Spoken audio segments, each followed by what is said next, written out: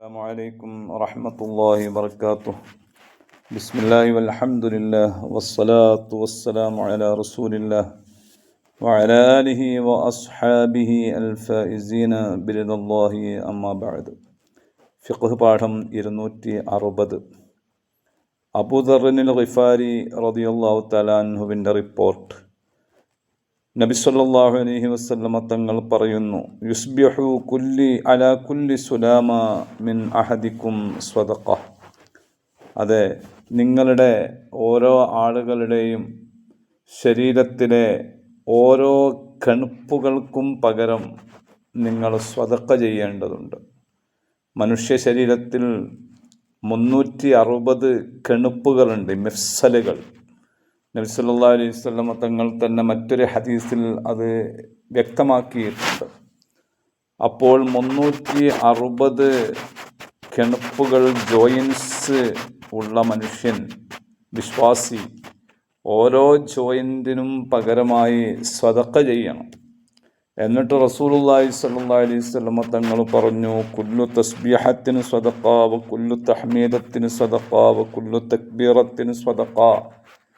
അതെ, ഓരോ തസ്ബീഹും സ്വദഖയാണ്, ഓരോ തഹ്മീദും സ്വദഖയാണ്, ഓരോ തക്ബീറും സ്വദഖയാണ്, നന്മ കൊണ്ട് കൽപ്പിക്കൽ സ്വദഖയാണ്, തിന്മയെ വിരോധിക്കൽ സ്വദഖയാണ്. അതെല്ലാം സ്വദഖയാണ്. കേവലം സാമ്പത്തികമായി ദാനം ചെയ്യൽ മാത്രമല്ല സ്വദഖ.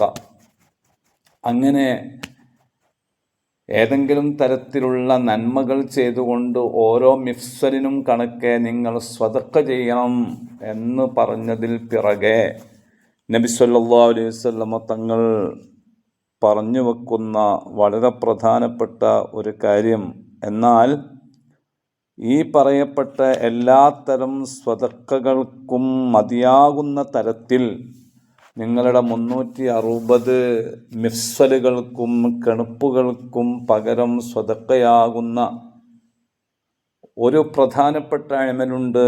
അതേതാണ്? അത് നിങ്ങൾ 2 റക്അത്ത് ളുഹ നിസ്കരിക്കലാണ്. ഫയുജ്സിഉ അൻ ദാലിക